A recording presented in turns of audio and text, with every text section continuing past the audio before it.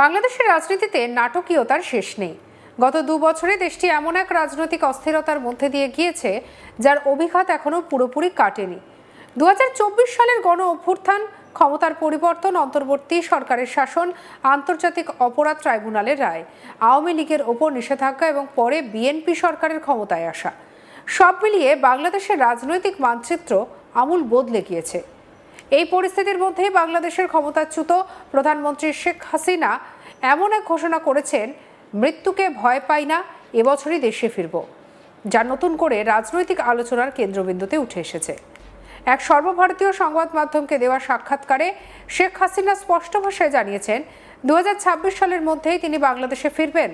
তার দাবি, এটি ব্যক্তিগত সিদ্ধান্ত নয়, বরং দেশের গণতন্ত্র পুনঃপ্রতিষ্ঠা এবং জনগণের পাশে দাঁড়ানোর রাজনৈতিক দায়বদ্ধতা থেকেই তিনি এই সিদ্ধান্ত নিয়েছেন। একই সঙ্গে তিনি জানিয়েছেন, সম্ভাবনা তাকে ভয় দেখাতে পারবে না।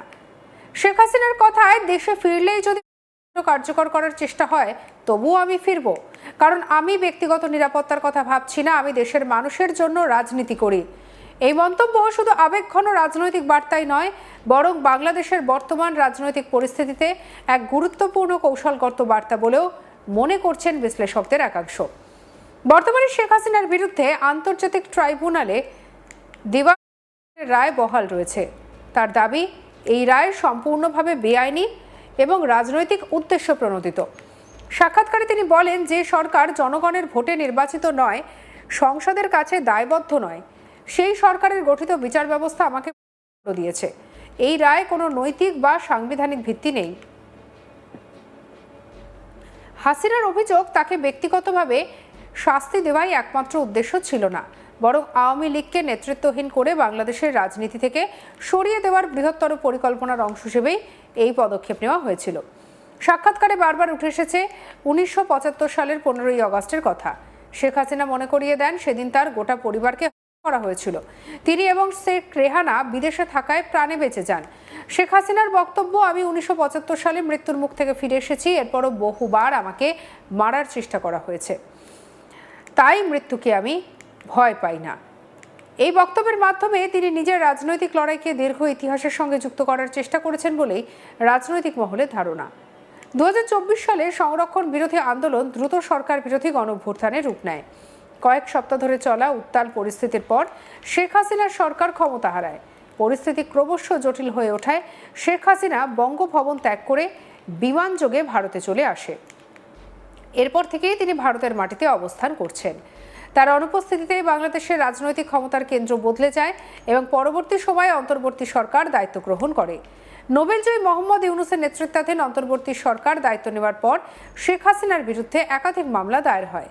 এর মধ্যে সবথেকে আলোচিত ছিল তার অভিযোগে সংক্রান্ত মামলা। পরে আন্তর্জাতিক অপরাধ ট্রাইব্যুনাল শেখ হাসিনাকে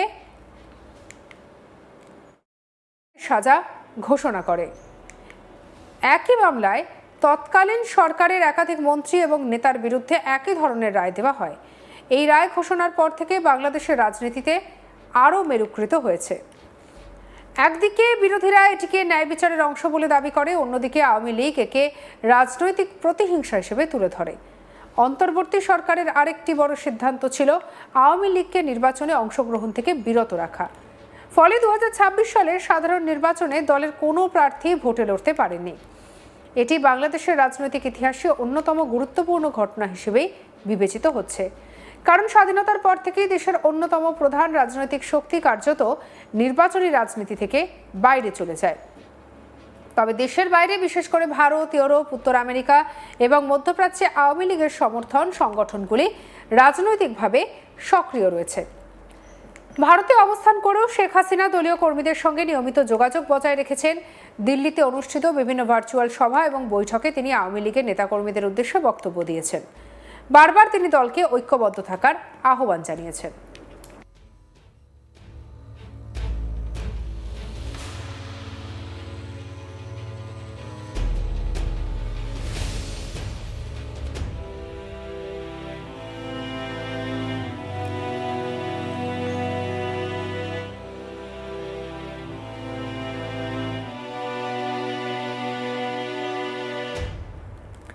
তার দাবি, রাজনৈতিক প্রতিকূলতা, সাময়িক জনগণের সমর্থন থাকলে কোনো শক্তি আওয়ামী লীগকে দীর্ঘদিন রাজনীতির বাইরে রাখতে পারবে না।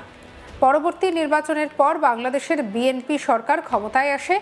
বিএনপির ভারপ্রাপ্ত চেয়ারম্যান তারেক রহমান নেতৃত্বাধীন রাজনৈতিক শিবির শেখ হাসিনার প্রত্যর্পণের বিষয়ে আগ্রহ দেখালেন।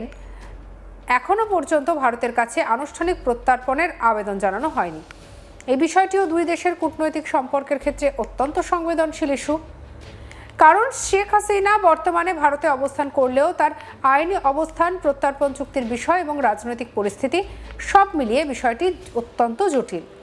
শেখ হাসিনা বলছেন, আমি এবছর দেশে ফিরব, সমস্ত ষড়যন্ত্র ভেঙে আমি বাংলাদেশের মানুষের কাছে ফিরে যাব। তবে প্রশ্ন উঠছে, বাস্তবে সেই প্রত্যাবর্তন কতটা সহজ হবে? বর্তমানে তার বিরুদ্ধে রায় বহাল রয়েছে। বাংলাদেশে ফিরলেই তাকে গ্রেপ্তার করা হতে পারে বলে বিভিন্ন মহলে আলোচনা হয়েছে। আইন বিশেষজ্ঞদের মতে, দেশে ফেরার ক্ষেত্রে আদালতের নির্দেশ, নিরাপত্তা পরিস্থিতি এবং সরকারের রাজনৈতিক অবস্থান, এই তিনটি বিষয় অত্যন্ত গুরুত্বপূর্ণ। বিশ্লেষকদের মতে, শেখ হাসিনার বক্তব্যের মধ্যে অন্তত তিনটি স্পষ্ট রাজনৈতিক বার্তা রয়েছে। প্রথমত, তিনি নিজেকে এখনো আওয়ামী লীগের একমাত্র গ্রহণযোগ্য নেতা হিসেবে প্রতিষ্ঠিত রাখতে চাইছেন।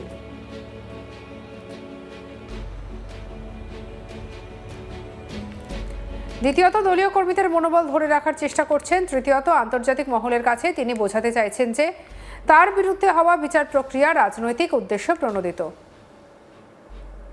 এই তিনটি দিকই আগামী দিনে বাংলাদেশের রাজনীতিতে গুরুত্বপূর্ণ প্রভাব ফেলতে পারে।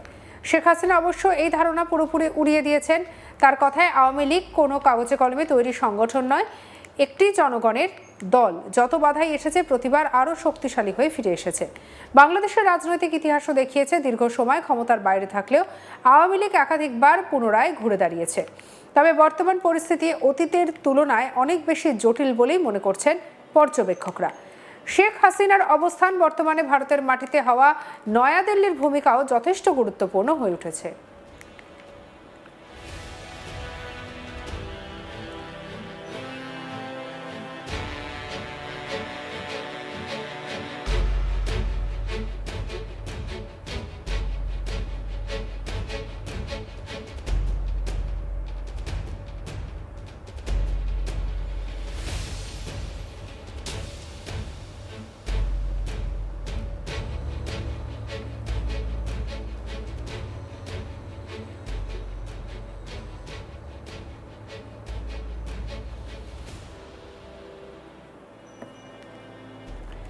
ভারত এখনো পর্যন্ত এ বিষয়ে প্রকাশ্যে কোনো অবস্থান পরিবর্তনের ইঙ্গিত দেয়নি।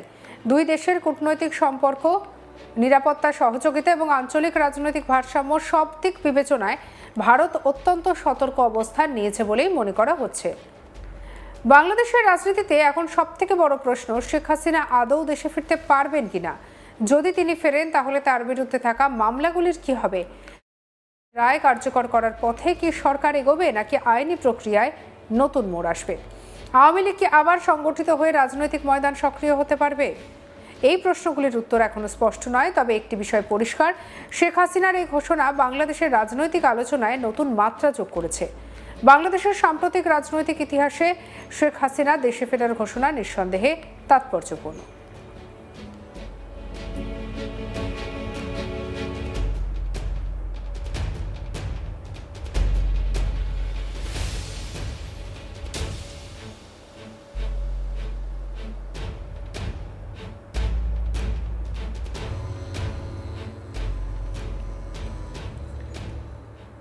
সঙ্গে রাখুন আজ তাক বাংলাকে, সাবস্ক্রাইব করতে ভুলবেন না।